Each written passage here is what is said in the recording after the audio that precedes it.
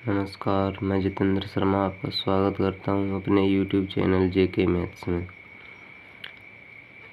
जैसा कि हम 10th NCERT मैथमेटिक्स कर रहे हैं, हमने एक्सरसाइज 1.1 क्लियर कर ली है। आगे हम एक्सरसाइज 1.2 करेंगे। चैप्टर हमारा पहला वास्तविक संख्या है।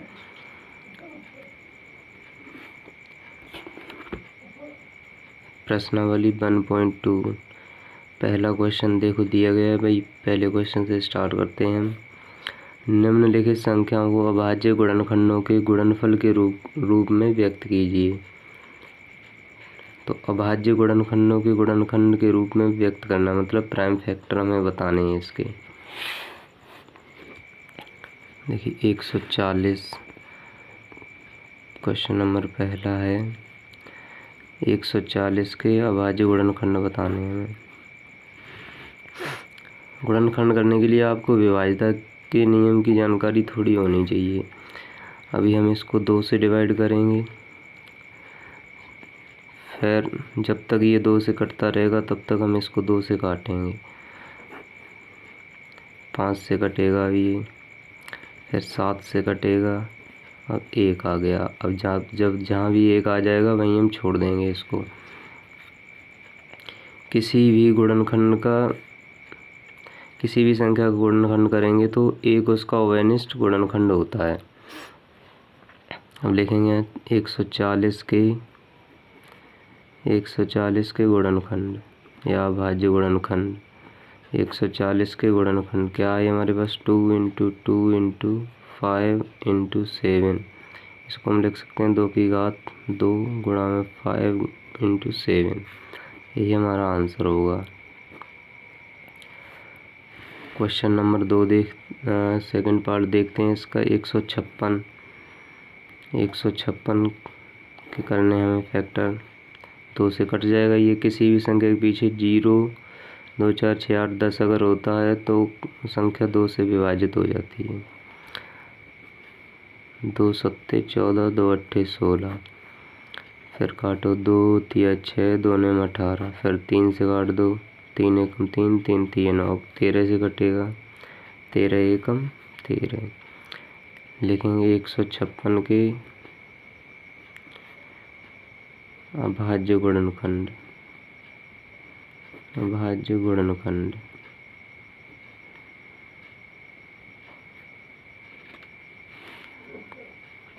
यहाँ लिखिए आप 2 × 2 × 3 × 13। देखो 2 की घात 2 × 3 × 13। ठीक, यही हमारा आंसर हो जाएगा। केवल अभाज्य गुणनखंड पूछे हमसे पहले पार्ट में। फिर देखिए 3825 दी हुई है संख्या एक। 3825 इसके गुणनखंड करने हैं। ठीक, अब इसको जोड़ के देख लेंगे।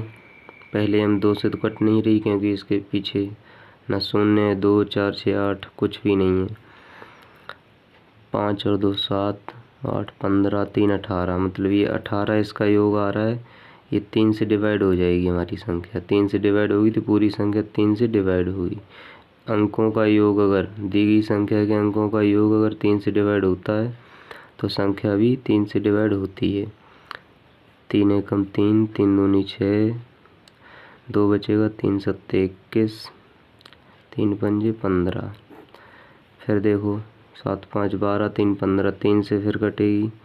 3 चौक 12, 3 दूनी 6, 3 पंजे 15। अब देखो 7 4 11। अब नहीं कटेगी ये, 5 से ही कटेगी। 5 अट्ठे 40, 5 पंजे 25। फिर 5 से कट जाएगी 5, 17 बार। फिर 17 से कटेगी सीधी। ठीक, जब तक 1 नहीं आ जाएगा तब तक हम इसके गुणनखंड करते रहेंगे, काटते रहेंगे। 3825 के गुणनखंड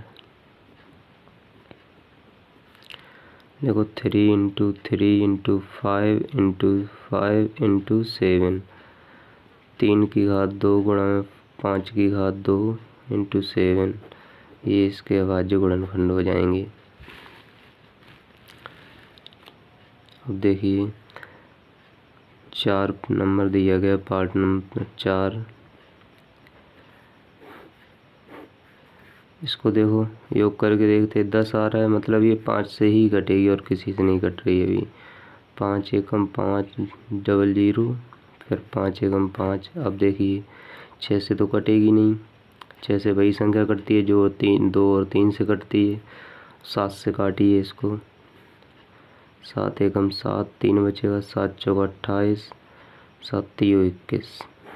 ठीक है, अब देखिए किससे, 9 से तो कटेगी नहीं, सीधा 11 से काटिए। 11 एकम 11, 3 बचेगा, 11 तिया 33, अब 13 से कटेगी।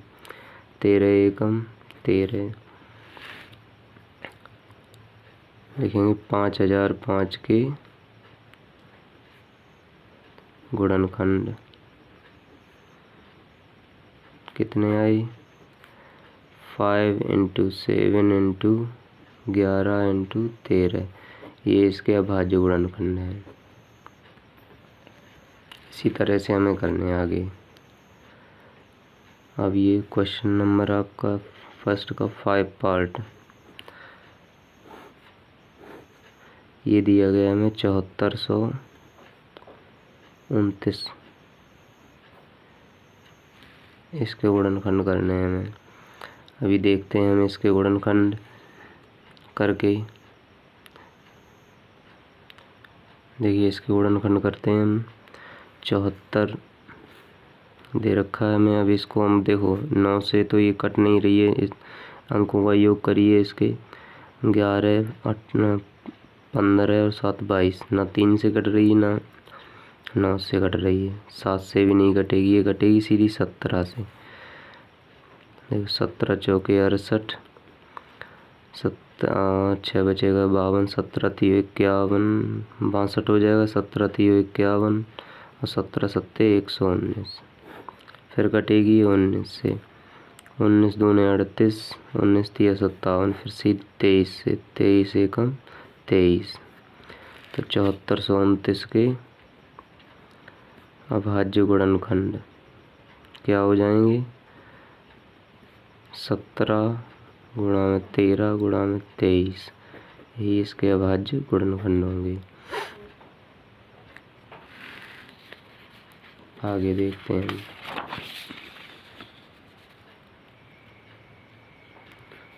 क्वेश्चन नंबर 2, दो पूर्णांकों के निम्नलिखित युग्मों के HCF और LCM ज्ञात कीजिए तथा इसकी जांच कीजिए कि दो संख्याओं का गुणनफल HCF गुणा में LCM है।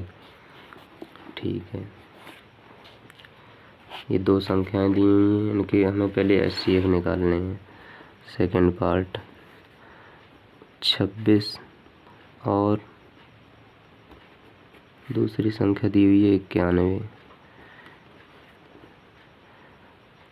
हमें इसके LCM और HCF दोनों निकालने हैं। गुणनखंड करिए, 2 से 13 बार, 13 से 1 बार। ठीक, इसको काट दीजिए 7 से, 7 एकम 7, 7 तियो 21, 13 बार काटिए फिर। ठीक, अब लिखेंगे 26 के गुणनखंड।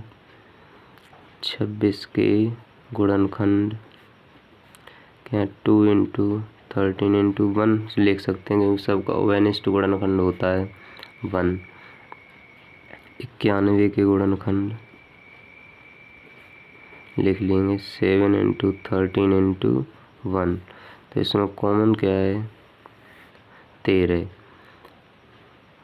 13 कॉमन है, तो HCF इसका क्या होगा, जो भी कॉमन होता है वही हमारा HCF होता है, दोनों में जो कॉमन होता है। और LCM कैसे निकालते हैं, देखिए LCM में क्या होता है, ये वाला पद एक बार लिखा जाएगा 13 × बाकी के ये सारे 2 × 7 ऐसे लिखेंगे। 1 लिखना चाहें आप लिख सकते हैं, नहीं लिखना चाहें कोई बात नहीं। ये आपका LCM हो जाएगा इसका, देख सकते हैं आप। इसका LCM कितना आ जाएगा, 182 गुणा करके, इतना ही आएगा गुणा करके 182। अब दिया है हमें, देखो जांच के लिए भाई हमें करना है, दिया है जांच के लिए पहली संख्या गुणा में दूसरी संख्या बराबर दिया है एलसीएम या एचसीएफ, कुछ भी लिख सकते हैं, एचसीएफ इंटू एलसीएम रखेंगे हम यहाँ पर। पहली संख्या क्या है 26 और दूसरी संख्या 91 बराबर, देखो एचसीएफ 13 है हमारा और एलसीएम 182 है, इन दोनों को बराबर करना है। बोला उसने गुणनफल, दो संख्याओं का गुणनफल बराबर एचसीएफ गुणा में एचसीएफ, गुणा कर लीजिए इनका साइड में गुणा कर देता हूँ मैं। 26 91, 6 एकम 6, 9 छक 54 और 2 एकम 2 66, 54 56, यहाँ से लाई 5, 9 दूनी 18, 5 23, 2366। इनका भी गुणा करने पर इतना ही आएगा, फिर 2366। जब दोनों कंडीशन बराबर हैं, ये हमने प्रूव्ड कर दिया है इसमें, यही हमारा यही आंसर हो जाएगा। क्वेश्चन नंबर देखिए सेकंड इसी का दिया है 510 और 92, 510 और 92, इन दोनों के फैक्टर करने हैं, एचसीएफ और एलसीएम निकालना है हमें, उसके बाद जांच करनी है। देखिए इसके इकाई अंक शून्य, 2 से कट जाएगी संख्या, 2 दूना 4, 2 पंजे 10, 2 पंजे 10, अभी देखिए 3 से कट जाएगी, 3 अट्ठे 24, 3 पंजे 15, 5 से कट जाएगी, फिर 17 से कटेगी, ऐसे ही इसको काटेंगे हम। 2 से 2 चौके 8, 2 छंग 12, ठीक, फिर 2 से काटेंगे 23, फिर 2 से नहीं कटेगी, अब सीधा 23 से कटेगी। 23 एक अभाज्य संख्या, अभाज्य संख्या स्वयं से कटती है या 1 से कटती है, ठीक है। 510 के गुणनखंड 2 × 3 × 5 × 17 और 92 के गुणनखंड 2 × 2 × 23। देखिए यहाँ पर हमने बोला था जो एचसीएफ निकालने के लिए हम क्या करते हैं, जो कॉमन होता है उसे ले लेते हैं। ये एचसीएफ हम, और तो कुछ कॉमन देख नहीं रहा मुझे इसमें। एचसीएफ हमारा कितना हो गया 2, एचसीएफ 2, और एलसीएम निकालने के लिए देखिए 2 को जो कॉमन है उसको एक बार लिखेंगे, बाकी ये 2 और एक बार है, फिर 3 है इंटू 5 है, फिर 17 है गुणा में 23 है, ठीक। इसको देखिए निकाल लीजिए, एलसीएम कितना आ जाएगा, 2 दूना 4, 3 12, 12 पंजे 60, 17 छक्के 102, मतलब 1020 और गुणा में 23 कर दीजिए इसका, ये हो जाएगा 0 6 0 3 एकम 3, फिर 0 4 0 2, 23460, 23460 एलसीएम आ गया इसका हमारा, एलसीएम बराबर 23460, ठीक। अब हमने एचसीएफ और एलसीएम निकाल ली। अब जांच के लिए हमें दिया है, जांच के लिए कंडीशन हमें दी हुई है, पहली संख्या गुणा में दूसरी संख्या और एचसीएफ गुणा में एलसीएम, यही कंडीशन दी हुई है हमें। रखिए यहाँ पर पहली संख्या क्या है, 510 गुणा में 92, ठीक है। और HCF हमारा 2 आया है इंटू ये LCM 23,460 आया है। देखो इनको बराबर करने के लिए क्या करेंगे हम, इसका इधर गुणा करो या तो इसका इधर करो, दोनों बराबर ही आएंगे। तो हम 510 का कर लेते हैं 92 से, पता चल जाएगा हमें क्या हो। यहाँ कर लेते हैं 510 92,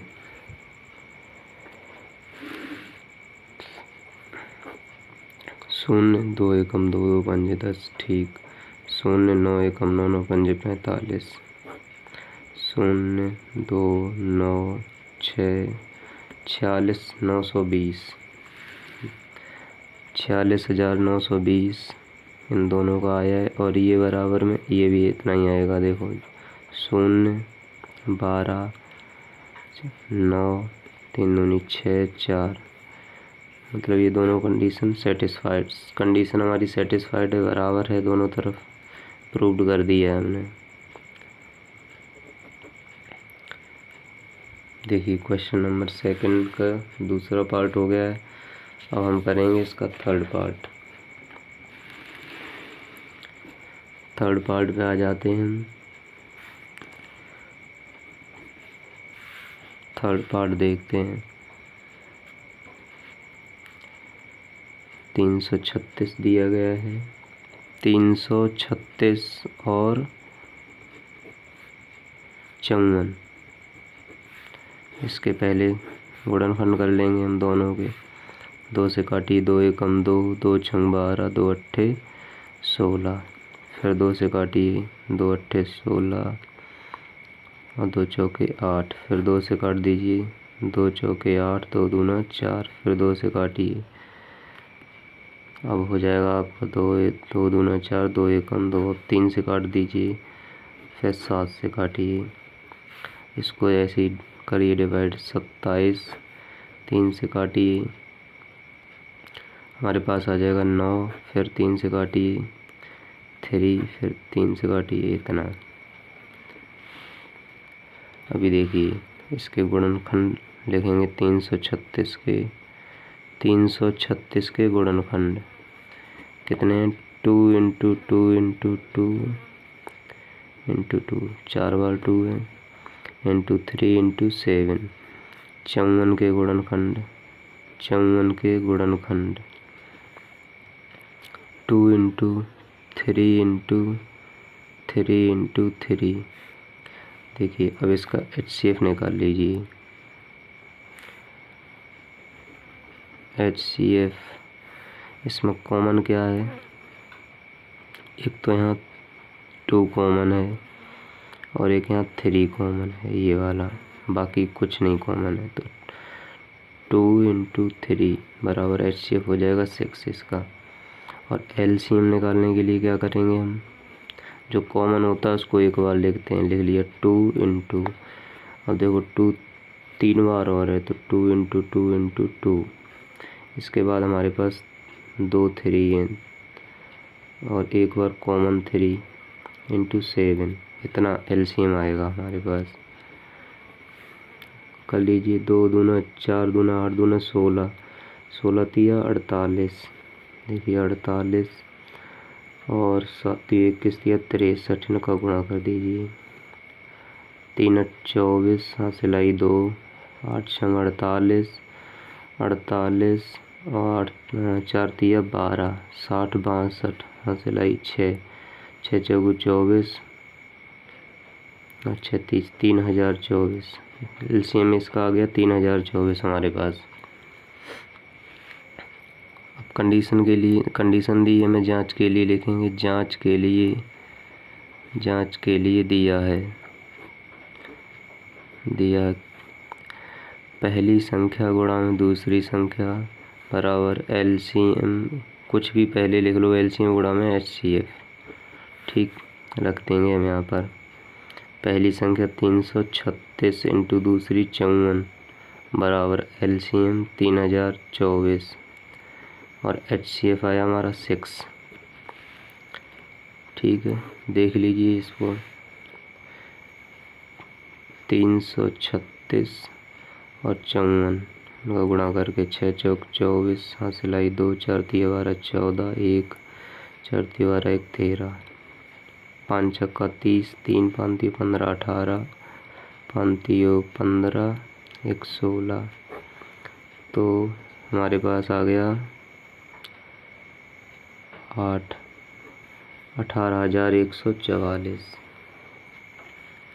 ये आ गया 18,144 बराबर 18,144। ये भी इतना ही आएगा, करके देख लेना आप। हमने प्रूव कर दिया, ये आंसर हो गया हमारा।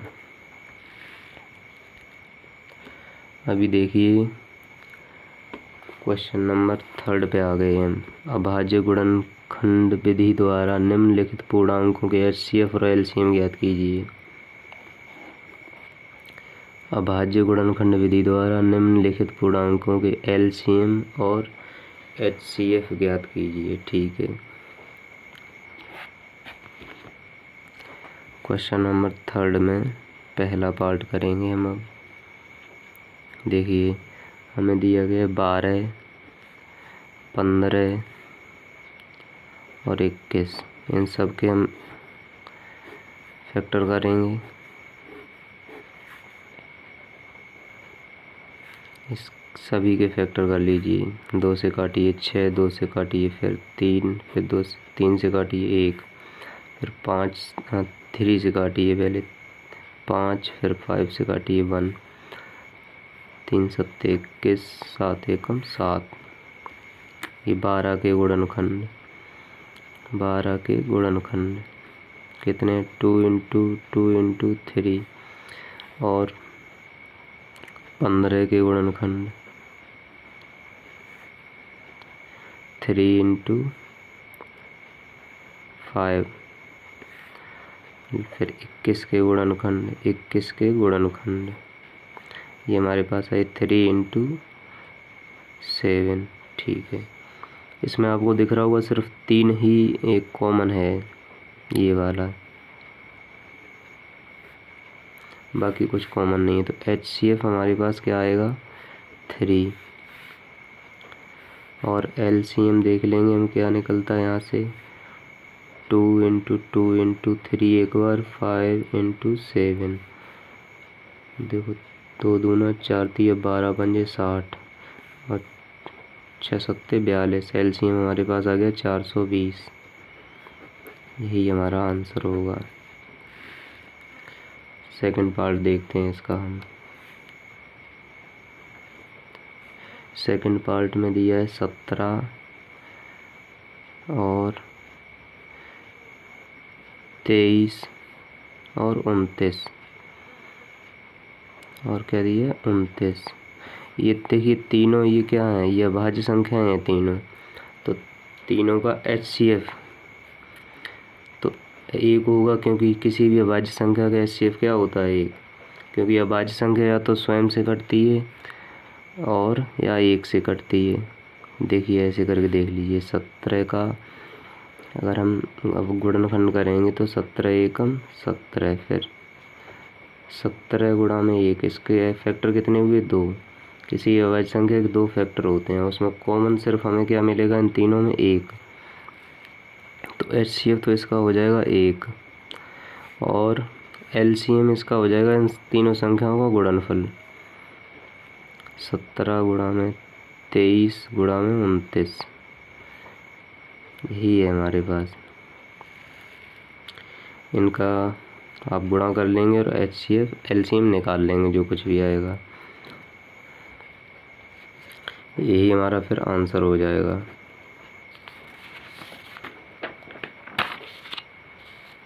आगे चलते हैं हम।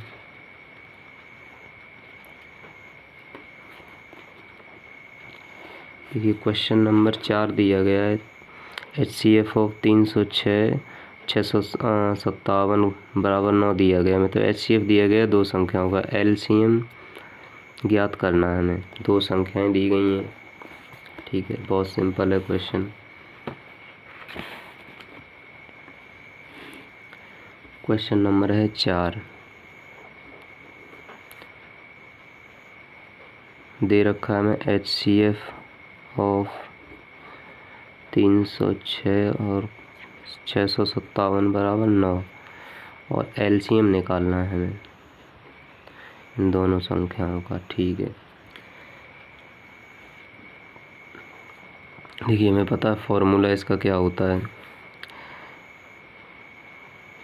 पहली संख्या गुणा में दूसरी संख्या बराबर LCM गुणा में HCF। गुणा में कोई भी चीज़ इधर उधर लिख सकते हैं, अब कोई समस्या नहीं है उससे। 306 657 बराबर इसका HCF 9 दिया है और LCM हमें LCM इधर लिखना था हमें, LCM और HCF 9 दिया है। काट दीजिए इसको 9 से, 9 तिया 27 और 9 चौक 36 34। तो LCM बराबर 657 गुणा में 34। इन दोनों का गुणनफल ही LCM होगा हमारा। 657 और 34 गुणा कर लेते हैं।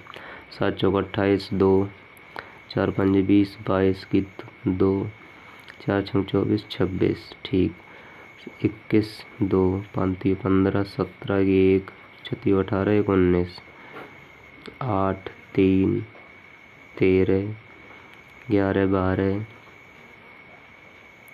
12 और 2 22,338। LCM आ गया हमारे पास 22,338। ये हमारा आंसर होगा। देखिए क्वेश्चन नंबर 5 देखते हैं हम अब। क्वेश्चन नंबर 5, जांच कीजिए कि क्या किसी प्राकृत संख्या n के लिए संख्या 6 की पावर n अंक 0 पर समाप्त हो सकती है। ठीक है, ये किसी भी प्राकृत संख्या दिया गया हो तो एक रूल होता है, वो लिखेंगे हम पहले नियम। 5 नंबर लिखेंगे,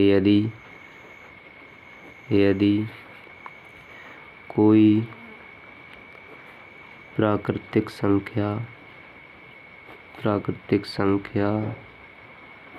0 पर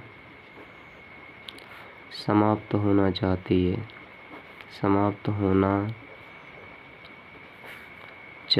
है तो उसके अभाज्य गुणनखंड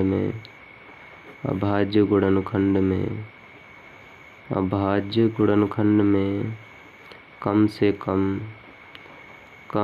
कम एक बार 2 into 5 आना आवश्यक है।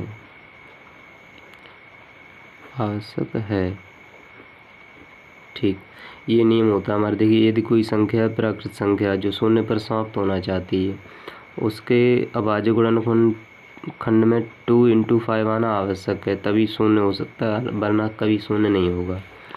तो देखते हैं 6 के गुणनखंड करके हम। 2 से 3 1, इसमें कहीं भी हमें 2 into 5 नहीं दिख रहा। 2 तो मतलब दिख रहा है लेकिन 5 नहीं मिल रहा है हमें। लिखेंगे अतः दी गई संख्या के अभाज्य गुणनखंड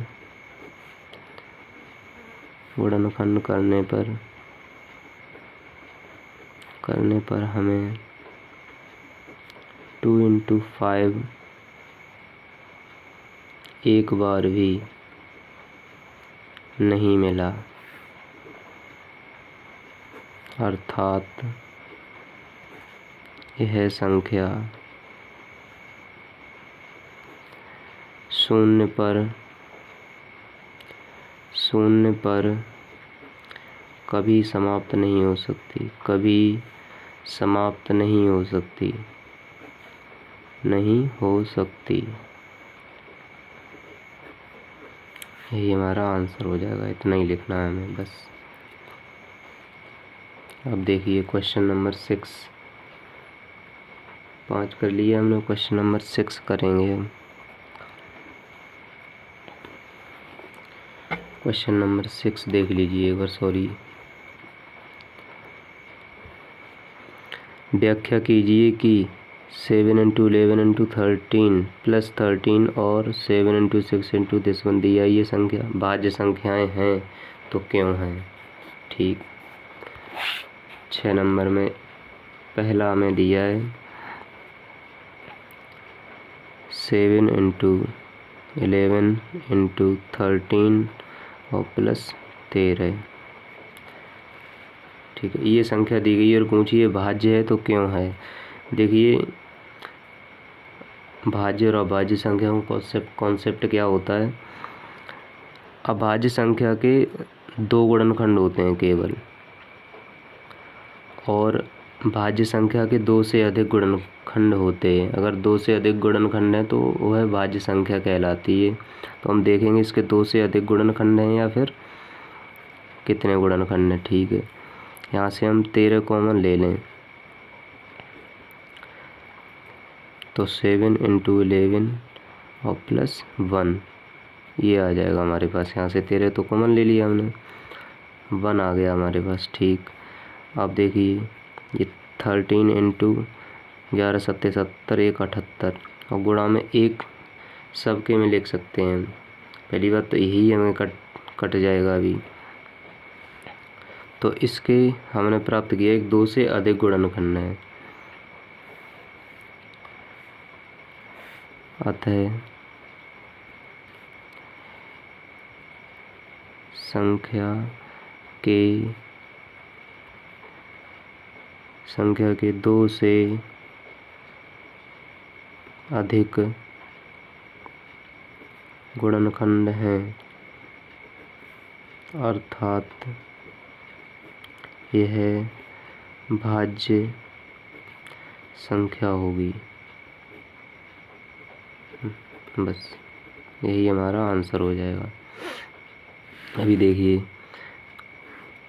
सेकंड नंबर हमें दिया, इसी में और करके दिया था 7 × 6 × 5 × 4 × 3 × 2 और × 1 + 5 ये दिया है हमें। इसको भी हम कॉमन ले लें यहाँ से 5, और ऐसे ही करना है 7 × 6 × 4 × 3 × 2 और +1 का तो कोई मतलब ही नहीं है, +1। देखिए 5 × अब इसका गुणा कर लीजिए, 3 दूनी 6 चौक 24, 24 और 42, 24 और 42 का गुणा 8, 2 दूना 4 16 4 20, सिलाई 2 4 दूना 8 2 10 1008। ये हो जाएगा हमारे पास 1009 प्लस का 1 है और × 1। एक सबका कॉमन फैक्टर होता है किसी भी संख्या का, तो उसको तो हम लिख सकते हैं। हमें देखो यहाँ 3 गुणनखंड मिल रहे हैं, 2 से अधिक है। अतः संख्या के 2 से अधिक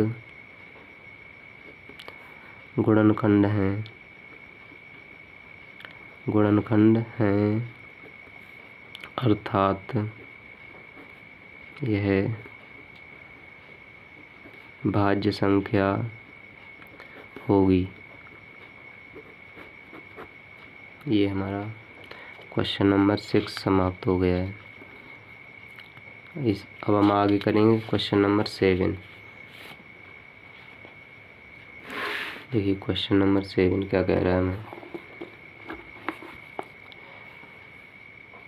लिखा है क्वेश्चन नंबर 7 में, किसी खेल के मैदान के चारों ओर एक वृत्ताकार पथ है। इस मैदान का एक चक्कर लगाने में सोनिया को 18 मिनट लगते हैं, जबकि इसी मैदान का एक चक्कर लगाने में रवि को 12 मिनट लगते हैं। ठीक, मान लीजिए वे दोनों एक ही स्थान और एक ही समय पर चलना प्रारंभ करके एक ही दिशा में चलते हैं, कितने समय बाद वे पुनः प्रारंभिक स्थान पर मिलेंगे।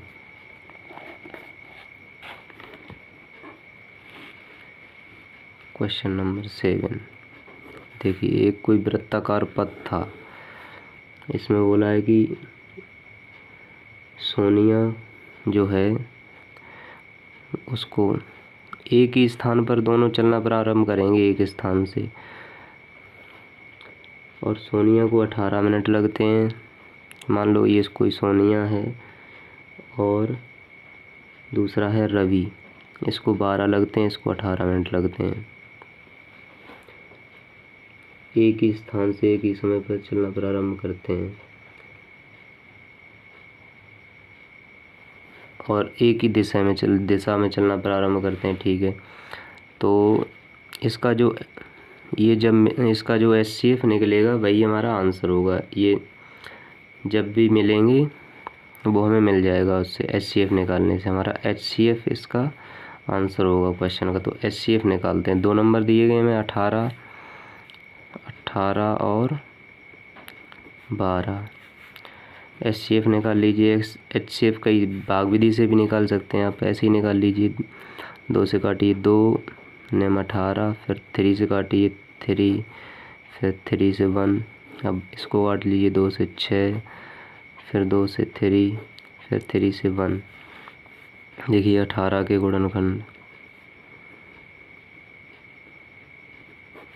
कितने हैं? 18 के 2 × 3 × 3, और 12 के गुणनखंड 2 × 2 × 3। देख लीजिए ये वाला।